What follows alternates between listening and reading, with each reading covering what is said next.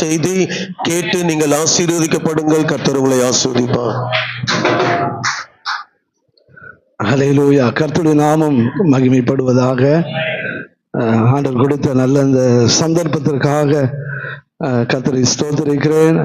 இந்த வாய்ப்பினை கொடுத்த அருமையான சாதிக்கும் முழங்கால் ஜெப இயக்கத்தினுடைய ஸ்தாபகரும் ஜெப வீரரும் நம் அனைவருக்காக ஜெபிக்கிற தேவ மனிதர் அருமையான வின்சென்ட் ராஜ் அண்ணனுக்காகவும் உடன் இணைந்து ஜெபிக்கிற உடன் ஊழியர்கள் ஒவ்வொருவருக்கும் உள்ளத்தின் ஆழத்திலிருந்து நன்றியை தெரிவிக்கிறேன்.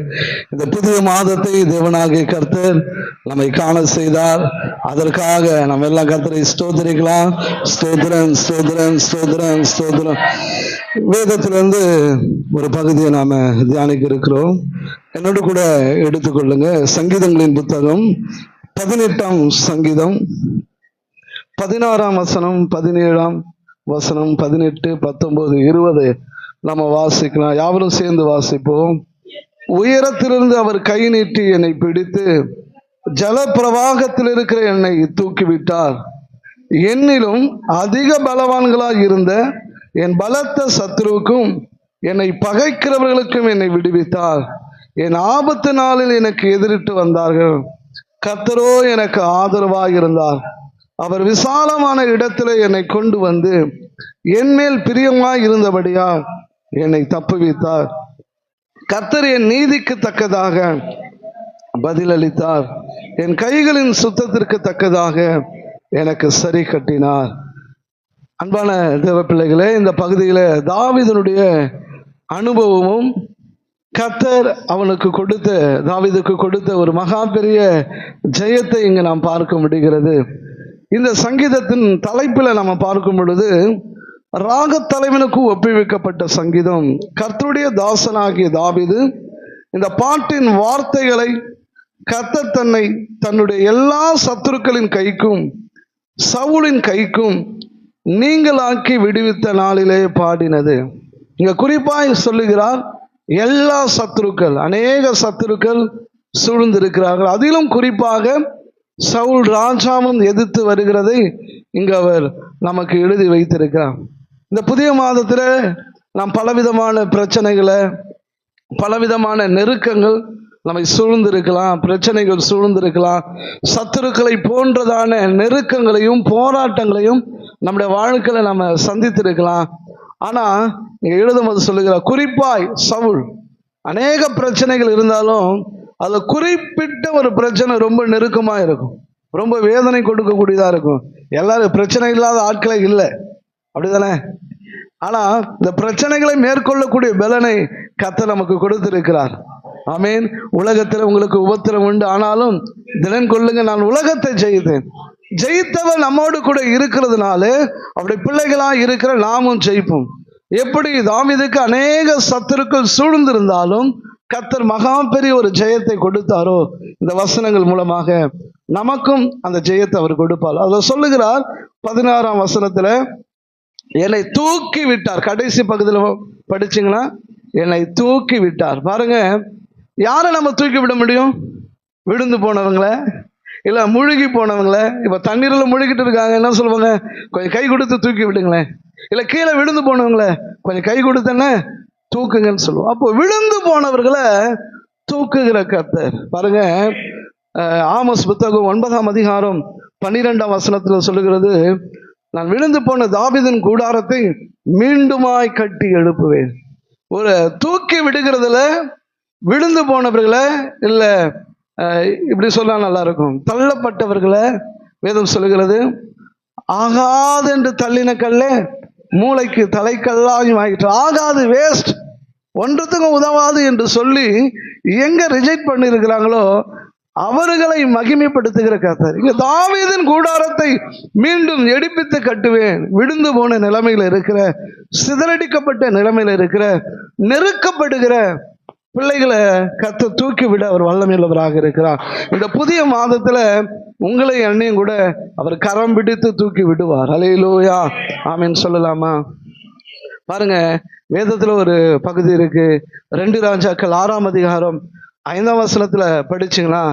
அங்கு ஒரு மனுஷன் இரவலாக அந்த கோடாரியை வாங்கி கொண்டு வந்து அவன் மரம் வெட்டுகிற வேளையில் அந்த கோடாரி நீரின் ஆழத்துல விழுந்துடுது. அப்பொழுது அவன் பதறுகிறான், ஐயோ ஐயா, இது இரவலாக பெறப்பட்டது, இதை நான் வாங்கிட்டு வந்திருக்கேன், கடன் வாங்கிட்டு வந்திருக்கேன். அன்பான தேவ பிள்ளைகள், அநேகர் சின்ன சின்ன தொழில் பண்றாங்க. ஆனா அந்த தொழிலுக்கு உண்டான சொந்தமான உபகரணங்கள் இல்லை, கடன் வாங்குகிற நிலைமை. நல்ல மியூசிக் வாசிக்கிறான்னு வச்சுக்கலாம், கீபோர்டு இருக்காது, எங்கேயாவது வாடகைக்குள்ள கடனை போவாங்க. நல்ல ட்ரம்பட் வாசிப்பாங்க, வாடகை எடுத்து வாசிப்பாங்க. நல்ல இப்போ எலக்ட்ரீஷியன் இருக்காங்கன்னா அவங்களுக்கு அந்த ட்ரில்லிங் மிஷின்லாம் சில பேருக்கு இருக்காது, அதை கடன் வாங்கிட்டு வாடகை கொண்டு போவாங்க. பாருங்க, இல்லாத நிலைமை. அந்த மனுஷன் பதறுகிறான், முழுகி போனது, இழந்து விட்டேன், என்ன பண்ண முடியும்? பாருங்க, தீர்க்கதரிசியாகிய எலிசாவிடத்துல சொல்லும் பொழுது, அவர் வந்து மரத்தின் கிளையை வெட்டி அந்த தண்ணீரில் போடும் பொழுது முழுகி போன இரும்பு கோடாரி மேலே மிதந்து வந்ததா. ஹல்லேலூயா! ஒரு இரும்பு மிதக்குமானா? மிதக்கவே மிதக்காது. சயின்ஸ் படி ஒரு இரும்பு மிதக்காது. ஆனா நம் தேவனால எல்லாம் கூடும், விசுவாசிக்கிறவனுக்கு எல்லாம் கூடும். முழுகி போய் இருக்கிற நிலைமை, கடன் பாரத்துல முழுகப்பட்ட நிலைமை.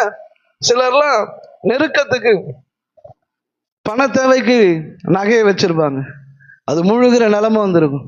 எத்தனையோ சீட்டு வந்திருக்கும், சேட்டுக்கிட்ட வந்து ஒரு ரிப்ளவும் இல்லை. கடைசியா ஒரு சீட்டு வரும், முழுக போது வந்து மூட்டிடுங்க. எத்தனை பேர் விட்டு இருக்கிறோம். ஆனா இங்கே அவன் இரவலாக பெற்று வந்த அந்த கோடாரி, அவன் கதறுகிறான், பதறுகிறான், ஐயோ இது இரவலாக பெறப்பட்டதே, நான் அதற்கு பதில் சொல்லி ஆக வேண்டுமே. பாருங்க, தீர்க்கதரிசனிடத்தில் வந்து சொல்லும் பொழுது அங்கு ஒரு விடுதலை வந்தது. அன்பான தேவ பிள்ளைகளே, அந்த கோடாரி மிதந்து வந்ததான், மேல வந்து. நான் இப்படி சொல்ல விரும்புகிறேன், ஆழத்துல இருந்த அந்த கோடாரி மேல வருமானா, ஆழத்துல இருக்கிற நீங்களும் மேல வருவீங்க. ஹல்லேலூயா! ஆமே, நீங்க உயர வருவீங்க. கர்த்தர் தூக்கி எடுப்பார், உங்களை தூக்கி எடுப்பார். அநேக நினைக்கிறோம், சொந்தமா எனக்கு தொழில் இருக்கு, எக்யூப்மெண்ட் இல்லை, சொந்தமா தொழில் இருக்கு, ஆட்கள் இல்லை, வேலை செய்ய ஆட்கள் இல்லை, எத்தனை நெருக்கம், எத்தனை பாடுகள். அன்பான தேவ பிள்ளைகளை, முழுகி போகிற நிலைமை. ஒருவேளை விசுவாசமா நான் சொல்றேன், யாரெல்லாம் உங்க நகைகளை வச்சிருக்கலாம், முழுகிற நிலைமையா, கர்த்தரை நோக்கி பாருங்க. இந்த புதிய மாதத்துல அவர் தூக்கி எடுப்பார். ஹல்லேலூயா! உங்களை தூக்கி எடுப்பார். தூக்கி விட்டார், உங்களை தூக்கி விட்டார், நீங்க எடுப்பீங்க. முழுகி போகிற நிலைமைகள்லாம் மூட்டை எடுப்பீங்க. கர்த்தரால முடியும், கர்த்தரால முடியும். ஐயோ, அது இரவலாக பெறப்பட்டது. கர்த்தர் ஒரு அற்புதத்தை செய்து மேல மிதக்க பண்ணின. நான் உங்களுக்கு சொல்ல விரும்புகிறேன், குறிப்பா சொல்றேன், நீங்க மேல வருவீங்க. விழுந்து போய் இருக்கிறோம், தள்ளப்பட்ட நிலைமையில இருக்கிறோம். தாவீதின் கூடாரத்தை எப்படி கட்டி எழுப்பி நிலை நிறுத்தி, அந்த கூடாரத்தை, அந்த சிங்காசனத்தை நிலை நிறுத்தினாரோ, உங்களுடைய வாழ்க்கை அவர் நிலை நிறுத்துவார். அவர் தூக்கி எடுப்பார். ஹல்லேலூயா! அவரை விட்டா தூக்கி எடுக்க ஆளே இல்லை. பாருங்க, நம்ம எவ்வளவு மேல போனாலும் பொறாமப்படாத ஒருத்தர் உண்டுனா அது ஆண்டவர் மாத்திரம் தான். ஹல்லேலூயா! ஆண்டவர் உங்களை என்னையும் தூக்கி எடுப்பார். நீங்க மேல வருவீங்க.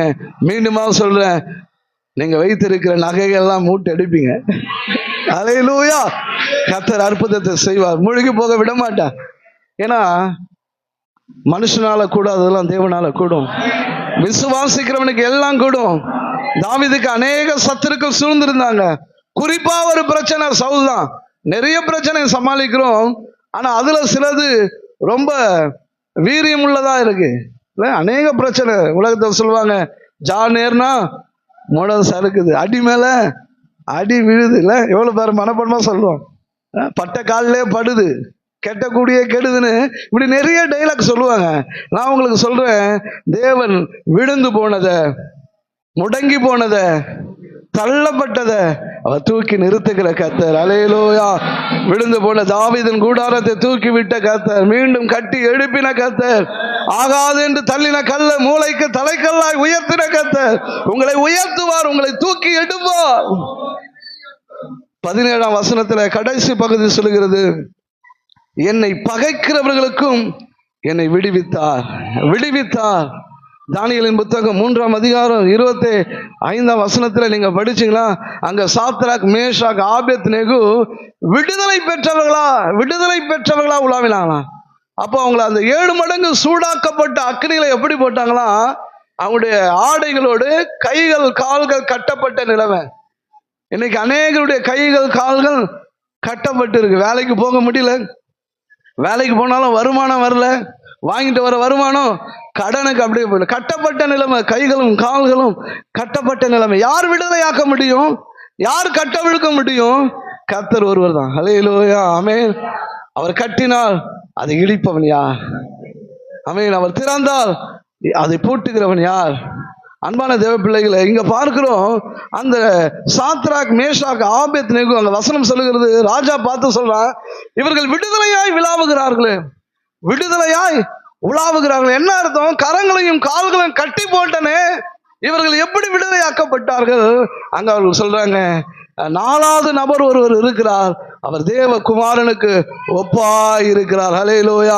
நான் உங்களுக்கு சொல்றேன், கட்டப்பட்ட நிலைமைகள் மாறும். இயேசு கிறிஸ்துவின் அதிகாரமுள்ள நாமத்துல நான் கட்டளையிடுகிறேன். கட்டப்பட்டு இருக்கிற நிலைமைகள், கைகளும் கால்களும் கட்டப்பட்டு இருக்கு.